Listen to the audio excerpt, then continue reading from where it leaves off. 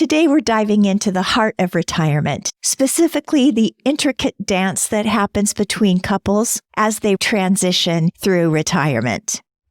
There are so many changes for couples, role changes, how they react to those role changes, expectations, the extra time spent together. Have you ever heard of retired husband syndrome? It's a real phenomenon, and we are going to be unpacking the nuances in today's conversation. Joining me today is Debbie Caudle. Debbie is a therapist and a relationship coach, and she's here to share her expertise with us on navigating the twists and turns of retirement, especially when it comes to the primary relationships. So whether you're on the brink of retirement, in the midst of it, or just planning for your future, this episode is filled with valuable insights that will help both partners not just survive a retirement transition, but thrive as well. So stay tuned as we explore the dynamic world of relationships in retirement with Debbie Caudle. Welcome to Retire Your Limits, the podcast for women who are ready to rewrite the rule books and redefine what it means to retire. I'm your host, Gayla Beyer, nurse practitioner turned wellness coach for retiring women. Planning this next chapter of our lives can be overwhelming. At least I know it was for me. This podcast is about putting you first, challenging the norms, and unlocking what's possible for you as you step into this new era of retirement. So ready to retire your limits? Let's dive in. Hi, Debbie. Welcome to the podcast. Thank you so much. I'm just thrilled to be here. Yes, I'm so excited to talk with you today about how our relationships change as we are moving into this next chapter of our lives. Yeah, for sure. Retirement is definitely a near and dear subject on my heart because I just turned 55 last week. My husband will be 64 in February. So yeah, definitely on my mind.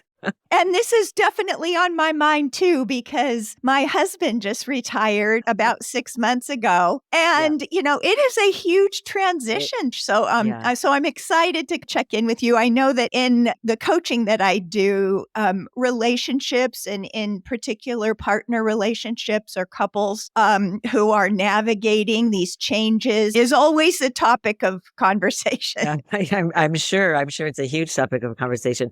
Well, let me just give your listeners a little bit of background on myself. I'm a licensed mental health therapist, and I've been working with people for over 30 years now. It's hard to believe that I've been doing this long. I started transitioning into coaching about 10, 11 years ago. And, so when people work with me, they get the best of both, right? They get 30 plus years of experience as a therapist but more of a coaching perspective. And I work specifically with women, especially Christian women, who are wanting to transform their relationships. So retirement is just one aspect, one phase of life that we go through that affects our relationships for sure. Our relationship with ourselves, but certainly our partner as well. Yes. Yeah. So you did tell me that you're living in Mexico. I am. So Jeff is my second husband. I was married for almost 24 years to my first husband. Jeff and I have been married almost 3.5 years. And we knew before we got married that we wanted to live at least part of every year internationally. He lived in Thailand for 7 years, and then he lived in New Zealand for 16 years. I'm from Canada, but I've lived more than half my life outside of my country. And we're both very well traveled, him especially. But I mean, I've been to almost 30 countries. He's been to probably around 50 countries. And so it's just a part of who we are. So, and then of course, going through COVID restricted us in terms of where we might go. So Mexico became sort of like really the most viable option for just being able to go internationally. And so far, so good. We've been here. We're down in the Yucatan, so it's extremely hot here, but, we've been down in the Yucatan a little over a year. And it's just been a seamless transition. So one of the things that I hear from the women I work with is, okay, I'll just lay it out there. This is kind of the common thing I hear. he's just around all the time. He's just always there. And I think this is a common theme, especially women who may be working somewhat part-time or haven't decided to fully retire and have a retired partner. So how do you help women with relationships that are making this change? First of all, I think it's important for women to realize that this is a common problem, as you just mentioned, and they actually have labeled this now as RHS. Are you familiar with this? RHS? No. It's called retired husband syndrome. It's a real thing, and it's actually a stress-related condition that affects women whose husbands have already retired. So the women are experiencing more stress, more agitation, more depression, and more sleeplessness. And while it's the women who are experiencing this, it's the husbands who've retired who are causing it, right? It's the behavior of the retired partner that's causing this syndrome in women. So the things that women are complaining about are just what you said. You know, all of a sudden their husbands are underfoot all day long, right?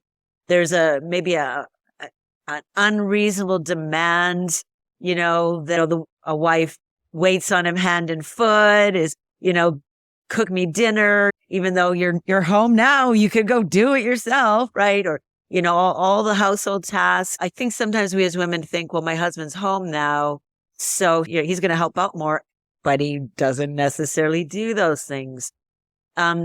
Wanting their wives' approval and being in on the decision making, needing constant attention, complaining about everything, and then being around all the time, but not engaging in things like she expected. So this is a growing problem that retired husband syndrome that now has its own label. So yes, it's an important thing to talk about. And I think my personal story is really relevant here because Jeff and I married in July of 2020, and he had just retired from his full-time job in May. And then he moved to Florida, and I was still in Dallas. So he's just retired from a career of almost 40 years. It's in the middle of COVID. He's left the state, you know, and I mean, obviously I was going to follow him when we got married in September, but it was this perfect storm for him of he's there by himself. He has no work. Everybody's, you know, isolating, and he was just home alone for hours on end. And we actually sped our wedding up partly as a result of all this. We ended up getting married in July instead of September. But, you know, I definitely wasn't in a place to retire. We wanted and needed that income. So our whole marriage started off in this phase of life. So Jeff actually decided that he was going to get a little bit of part-time work, but it was a little bit daunting for him because he had spent his whole adult life working for our church. Actually, he was a pastor internationally. And then he ended up coming back from New Zealand and working in the church headquarters office. And that's where he retired from. And so he had never had to apply for a job, you know, his whole career. He'd never had to put a resume together even. So it was kind of daunting. So he found some transitionary work, and he did that for a year. And it really didn't matter to either of us what he did, to be honest. It just was important for him to be able to get out of the house, feel valued, have something to do, bring in some income, you know, because that's important for him. Even if it wasn't going to be significant, you know, it was discretionary income. And it did wonders for his mental health. And then after a year of that, so what he actually did was he delivered groceries for Shipt and Instacart. And I was super, super proud of him. And this is in Florida where there are crazy drivers. So that's actually ultimately what retired him from doing that. But I actually asked him to quit and come into my business. I needed help with all the tech side of things and the editing. So we've actually been able to pretty seamlessly adjust to him being retired by giving him purpose and value and having responsibilities. So I think with women who are struggling with their partners, I think we have to back up and we have to, because everybody's situation is different. We have to ask two fundamental questions. Are you both retired? Because that changes that's one scenario. Or not. Is one of you still working part-time? And why? Why did you retire? Okay. Sometimes we retire by choice. Sometimes we are forced into a retirement situation. And so depending on your answers to those questions, your situation is going to look one way as opposed to another. And I mean, and you undoubtedly encounter that yourself with the women that you work with. Yes. So I do think that that's important because you're coming from very different places. Yeah. So if you're forced to retire because of a health issue or because you got laid off or your job just became unbearable, and you're right, you're coming from a very different place than if you've had that retirement date on the calendar and it's a big celebration and you've got the next year pretty much planned out in your head and you're so excited. Definitely two different places. Very, very different. So yeah, if you've been anticipating retirement, or your husband has, or, if one of you's retired and one of you's not, one of the things about that can actually be more challenging than people expect. In a way, it's kind of like anticipating getting married, okay? You have all these expectations of what it's going to be like. And then very often, the expectations don't match the reality. We go into retirement with this idea, right, that it's going to be this perpetual vacation, right? I get to do whatever I want, whenever I want. No boss telling me, when I have to be at a certain place at a certain time. I can call my own shots. I can get up when I want to. I'm my own boss. And while that's true, it's a huge transition to go from having a routine and responsibility and people relying on you to show up at a certain time for the bulk of your waking hours, 6, 8, 10 hours a day, depending on your job and your responsibility, to then having all of that time just footloose and fancy free. And I don't know about you, while I love being on vacation, I get bored after I'm getting antsy after the first few days. So the reality of retiring can look very different than our expectations. Yes, yes. I think that that's so true, especially for those who have been planning retirement and then they finally get there. And, oftentimes the early part of retirement is just as they would hoped it would be. But what I'm finding is it's usually around about a year in or so where there's just some boredom that may set in or some feeling of what is my life all about What's now? My purpose? Yeah. It's my purpose. The reason why that is because in that first year, there's been a plan, right? Like after I retire, I'm going to do this. We're going to go on a cruise, or we're going to go, get an RV, and we're going to go around the US, and we're going to visit all our kids and our grandkids. There's a plan in place, right? Yeah. Once that plan has been, fulfilled, now what? Yeah. Because the bulk, especially for men, the bulk of a man's identity and meaning was tied up in what he did career-wise. Now he doesn't have that. Well, who is he? So part of what makes a couple successfully and seamlessly transition into retirement is planning for that. Like once we've gotten the fun stuff out of the way, what am I going to do? Am I going to look for some sort of part-time work or volunteer work? Am I going to take on certain projects? What is my day-to-day going to look like? That, I think, is where we now start to see boredom and even depression and a lack of motivation, slipping in. People need to be aware that retirement is like any other change that we go through. Life is just a series of changes. We go through phases in life that we have to adjust to. So think about retirement as one of those huge ones where there's a lot of change. Yeah. So tell me how you help people who are experiencing all these different changes in this transition at the same time and who may be having very different experiences. How do you help people to communicate around that? Yeah, that's a really excellent question. And the answer is the same way you communicate about any issues in your life, right? I think it's important, first of all, and I'm speaking especially to women who might be feeling very frustrated with their retired husband. You have to be very patient. This is a transitionary period, and your husband, your partner is trying to figure out who he is, right? And when you go through retirement, you're going to go through those same questions. But again, it's such a defining thing for a man. And we as women can be quick to sort of label our partner when he goes from working full time to being underfoot all day long. We can say he's lazy, right? We can say he's unmotivated. We can use labels that are really sort of derogatory and demeaning because we don't understand what our partner is experiencing. The key, of course, is to communicate. And you communicate this in the same way that you communicate about anything else. You attack the problem, not the person, right? A lot of times we launch into our partner because we're so frustrated. We're so annoyed with things that are happening or not happening, such as it may be.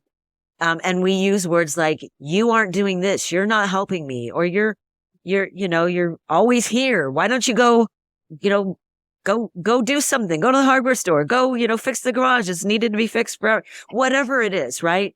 And we turn our husband into the problem instead of finding a way to talk with our partner about what he's experiencing, what he's feeling, and then what it's like for us. When you attack the problem, you are saying things like, you're using I statements, right? You're saying things like, I'm feeling really confused, or I'm feeling really frustrated right now. I'm feeling, whatever you're feeling.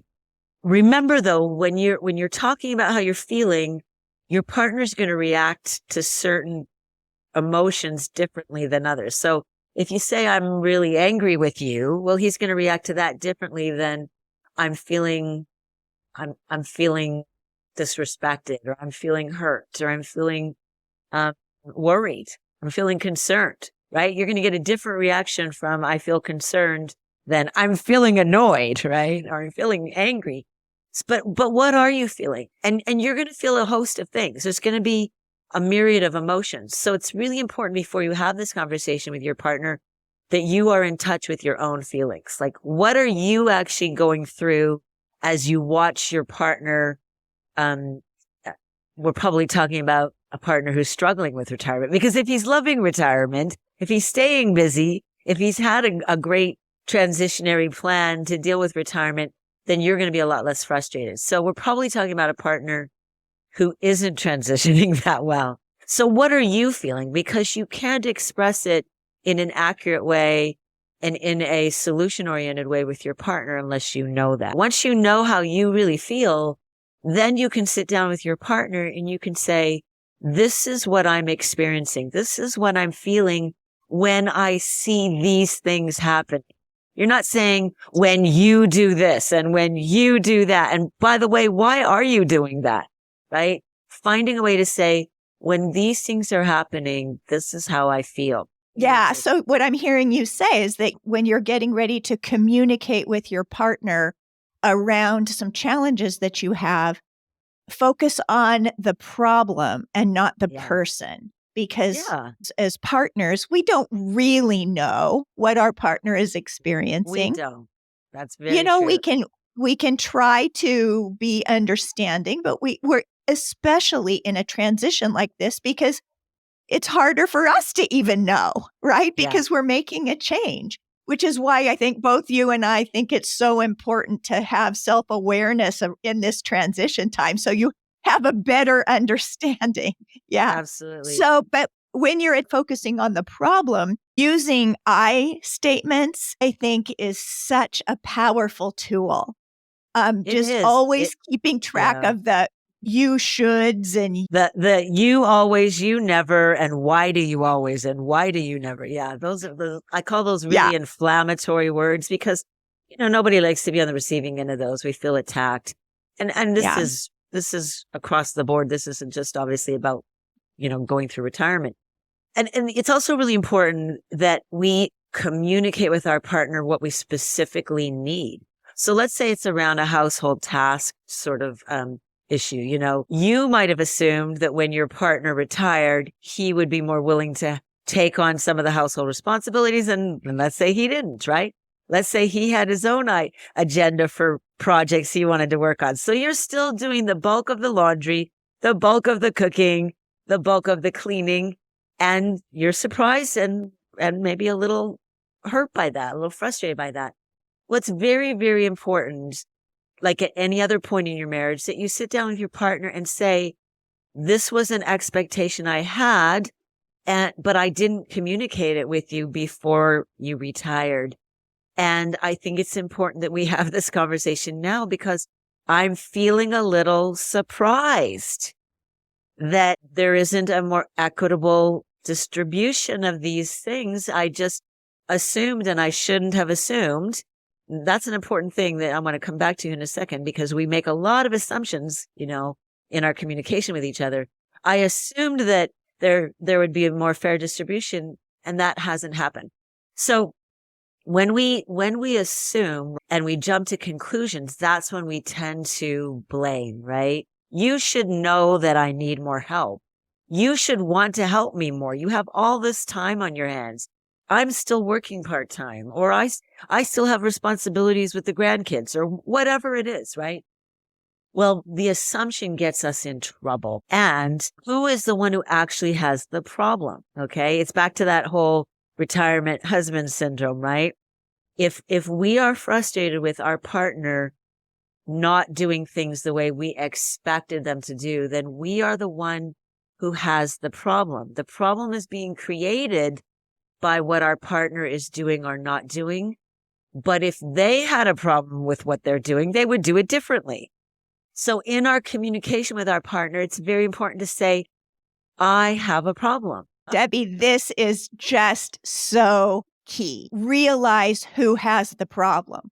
Yeah. And once we do that, the communication with our partner around whatever our problem is going to be so much better. Yeah. I think it's also really important for us to look at this one piece.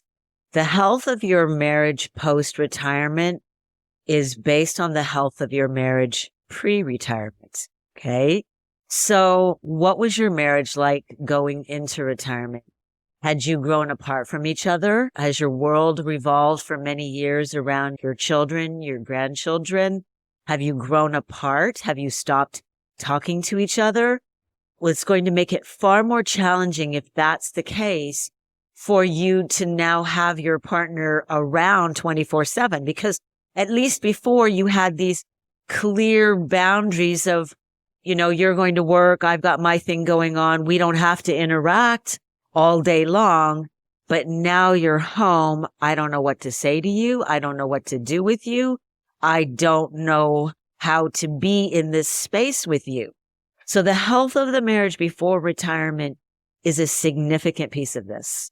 Yeah. So I am very much an introvert and I need a lot of space. I'm pretty sensitive, so I pick up a lot of energy that's around me. So I need a lot of space. And so before my husband was retiring, I was proactively preparing for this, communicating with him. You were anticipating. I mean, that's what you're saying is so critical, because you were anticipating potential problems before they came up. So you were already strategizing how to deal with those potential obstacles.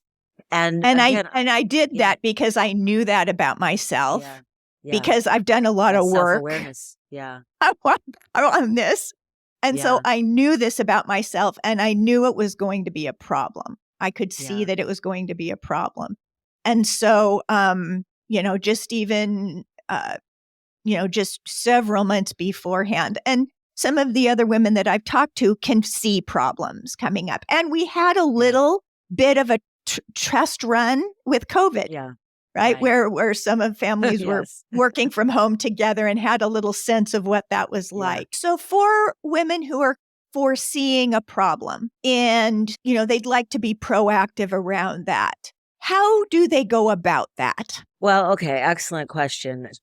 For starters, they need to do what you did. They need the self-awareness to anticipate some of these challenges. And again, it depends. Are they going to be still working while their husband is retired? That will help. Going to a job, whether it's, your home office and you're shutting the door but you're there for 8 hours, that helps, right? Because you still have that boundary in place.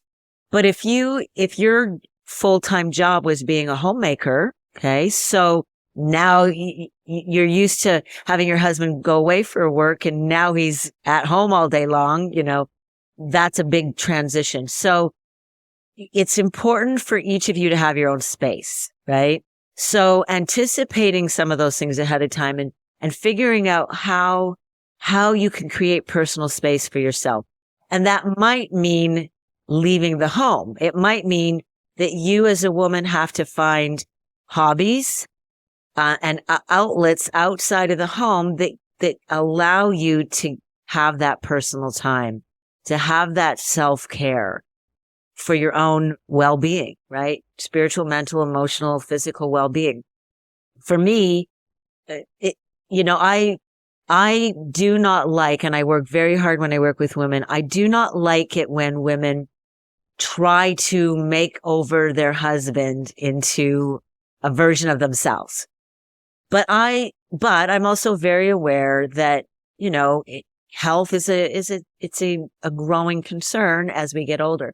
So I go to the gym. I like to go to the gym, but I don't bully or nag my husband into going to the gym. But when I go to the gym, I always say, "Hey, sweetie, I'm going to the gym. You're welcome to join me if you'd like." I always invite him to go with me, but I give him the right to be his own person and say, "Yeah, I'm going to go," or "I'm not going to go." I like to do morning stretches. I always invite him to come do those with me, and sometimes he will, sometimes he won't. But I also have things that I just do for me, and vice versa. He has things that he just does for him. And that gives us a nice blend of togetherness and apartness, right? And we need that. If, however, you've been in a marriage where you realize that you've sort of grown apart from each other, you've grown distant, and you see this retirement coming up, it's really important as part of your planning time, getting ready for this, that you actively start engaging in spending more time with each other in anticipation of him being home more. So stop making your world all about the kids and the grandkids and work, and start actively looking for more opportunities to be in each other's company. Yeah, I love that. So 2 really important things that I think you said there. And one is around health. And that does come up as we're moving into this next chapter. Some of us are starting to notice some aches and pains. Yeah. There's an expectation of having more time. So with that more time can come all of the activity and food prep and all the stuff that we didn't have time to do when we were working. And what I heard you say there is that we cannot force our partners to be healthy. That's right. If we want to be healthy, we can be healthy, and we can invite them to participate with us. We can also express concern. So if somebody is depressed, or we're noticing some changes, or we're noticing weight gain, or whatever it is, one thing that I heard you say earlier is you can say, I'm feeling concerned about your health or whatever. But to say, you need to get healthy, you need to exercise. Right. You need to go to the gym with me. It doesn't work. Never going to work. Remember, if your partner is feeling bored or feeling depressed, you're going to see behaviors in him that you didn't see before. I remember being shocked at my husband's sudden development of a sweet tooth. When we were dating for 2 years prior to getting married, he turned down sweets all the time. All of a sudden, he's wanting to buy ice cream, and he's eating like 1 or 2 big bowls every night. And he's lean. He's not. But still, I'm thinking, well, do I need to worry about type 2 diabetes on the horizon? And I was thinking, like, how do I discuss this with him? How do I because this was not something that I expected. But I just came to the mental realization of he's not an idiot. He is a grown man. He can get on the scale. He can realize all the consequences of his own choices. And me nagging him isn't going to bring about change. It's just going to make him defensive. So how can I communicate about this in a way that helps him know that I'm coming from a place of love and concern, but that ultimately these decisions are his? And, I feel like I did that quite successfully, but, he hasn't stopped eating sweets, but he has decided on his own over the course of the past 3 years to cut back on his own. But I've also made it really clear to him, I want you to be around for a really long time. Like, that is my priority. And and it's an act of love for you to want to take care of yourself so that you can be around for yourself and for me. That's how I phrase it. I love that. So that's the way to approach this is, is that, I care about you. I love you. I want the best for you. I want you to be, happy and living a full life. And when I see this, it makes me feel this. Yes, absolutely. And I think that's really, because there's nothing we can do 100%. Right. I mean, I've known this forever. There's nothing we can do to change someone. Not at all. We can hardly change ourselves. Right. So there's only two reasons. Fundamentally, there's only really two reasons why people change. They're inspired to change, inspiration, or desperation. That's it. Yeah. Nobody changes because their wife was nagging at them and they decided, she's been nagging at me for so long, I'm just going to go ahead and start doing this. No, instead what I see is they dig their heels in. They might agree outwardly, but inwardly they're like, I'm not doing that unless I feel like it. Inspiration or desperation. That's it. Those are the two reasons. Yeah. So as frustrated as you may be, he's on his own journey, figuring these things out on his own. And some men do a better job of communicating their thoughts and feelings than others. But ultimately, if we create a safe space for them to just experience what they're experiencing, that safe space allows them to work through in their own way. They will eventually open up to us about what they're going through. In the meantime, get on with your life. Yes, get on exactly. with being the woman that you are working to be. And that's a never ending journey. So, I would think that as much time and energy as it takes to get ourselves to where we want to be, we don't have time to drag our husbands along. So let them deal with themselves.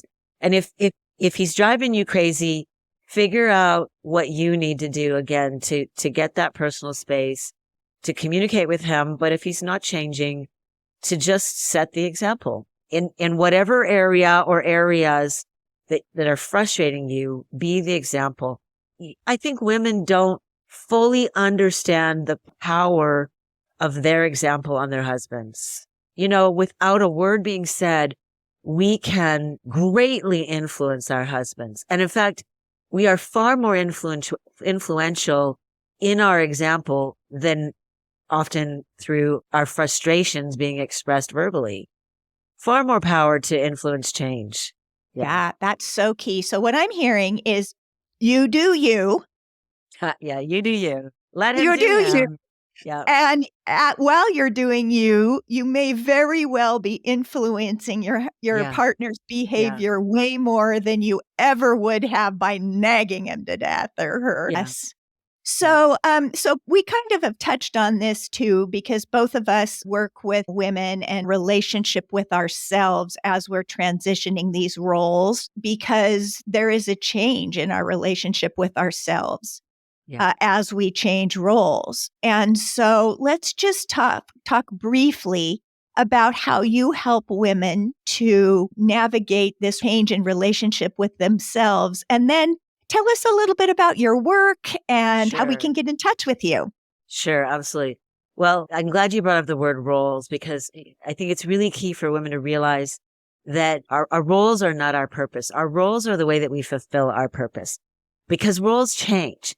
You can know exactly what you're supposed to do. I mean, we've all been given gifts and abilities and talents for a purpose, but that you're going to fulfill multiple roles through your life. Okay. Your role as a daughter, your role as a sister, your role as a wife, as a mom, as a boss or an employee, et cetera, a friend, et cetera, et cetera, et cetera. Multiple roles. So going into retirement is just another opportunity to transition from one role to another. But our purpose can be seamless. So it's more important in many ways for us to define what our purpose is. And, I've known for a long time that my purpose is to help. I mean, I work with men too, of course, but to help women in transforming their relationships, starting from the inside out, so that no matter what role I play, I'm always working on that one way or another. It's a seamless thing. So whether I was single, whether I was married, going into retirement, to be honest, I will never really retire. My goal isn't retirement. My goal is a semi-retired lifestyle, because as long as I love what I do, as long as there's value in what I do, as long as women and other, men too are finding value and getting help from me, there's no reason for me to quit. And as long as my health allows me to continue to do this, why not show up every day in some form or other still doing it? So I'm not actually, my goal isn't ultimately retirement. It's just to sort of be smarter with the way that I use my time and who I use my time with. So I think roles and differentiating roles out from purpose is really important for women. What I do, Yes. So I founded, actually it came out of going through my separation and divorce. I had been in business as a therapist for many years prior to that. But when I went through my divorce, I essentially had to start all over again. So I founded By Divine Design for Women, because as I went through my separation and divorce, I created a program for women called The Path Less Traveled, which is all about women living intentionally and choosing a path of working on ourselves and taking responsibility for ourselves, instead of continuing down a familiar path of unmet expectations and disappointments and blaming circumstances and blaming other people for our unhappiness, and saying, no, I want to change my life, and it's up to me to do that. And then out of that program, I wrote a book, same title, The Path Less Traveled. And then from there, it's just has snowballed from there. I've created a program for women, specifically healing from divorce. All of this came out of me going through what I went through in my own personal life. So now through that, my goal really is just to help women start with themselves. A lot of times when we think about relationships, we think about our partner, finding a man, keeping a man, being frustrated with a man, wanting to ditch the man. But our relationship with our partner, again, is only as healthy as our relationship with ourselves, right? Okay. I was just thinking, as you were talking here, I do want to acknowledge that it may be that as we are getting more in touch with ourselves in this transition, what we want moving forward, we may decide that this partnership, this relationship is not the best path for us. Right. And that's okay. I think that is important. I mean, I've obviously gone through this, having been married almost 24 years. When you set yourself on a path of intentionality, you put things into motion that you don't have full control over, because your partner, if you are married, is going to react to you making changes, even if they're the right changes, even if they're very healthy changes. It sets both of you on a path of motion that you don't have full control over. And that's certainly what happened in my life. And I tell that story in my book and, through my courses as well. So you have to be aware that when you take responsibility for you, it impacts other people, and they may not always like the changes that, because they're used to you being and doing things a certain way. And there may be a lot of patterns of unhealthiness in the relationship that you're now becoming very aware of. You're getting a lot of clarity on, and you're insisting on something different, and they don't go along with that. So, I mean, we could have a whole nother podcast episode about this.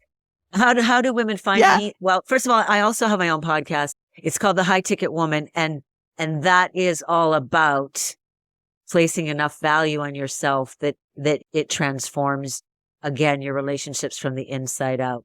And the best way to find me is just through my website, debbiecaudle.com. And that's Debbie, Debbie, Caudle, Caudle. That name gets spelled all kinds of different ways, thanks to me taking on my husband's name. Oh, I'll make sure that I have a link to the website in the description. Yeah. And so in the website, you can find my podcast episodes. You can find links to reach out to me. You can find a link to my book. All of it's right there. So, yeah. Awesome. Well, that's great, Debbie. Well, thank you so much for speaking with me today. I think that relationships can be one of the most challenging parts of this retirement transition, and it's something that I don't think we always pay enough attention to and be proactive about, so that we can have the smoothest transition possible. Yeah, absolutely. Well, again, Gayla, I really appreciate you having me on the podcast, and it's been a huge pleasure to come here and talk. Great. Thank you. Bye. Bye-bye. Well, I hope you found this episode as interesting and helpful as I did. Have you had a chance to take a few minutes and reflect on your own relationship, not only with a potential partner, but also with yourself, and the dynamic changes that can happen in this retirement transition? What resonated from our discussion? Are there specific strategies or approaches that you found could enhance your relationship? If you enjoyed this episode, please share it with a friend or a family member who might benefit from the wisdom shared today. And if you found this video helpful, please consider subscribing to my channel for more engaging conversations. So thanks for watching, and I'll see you next time.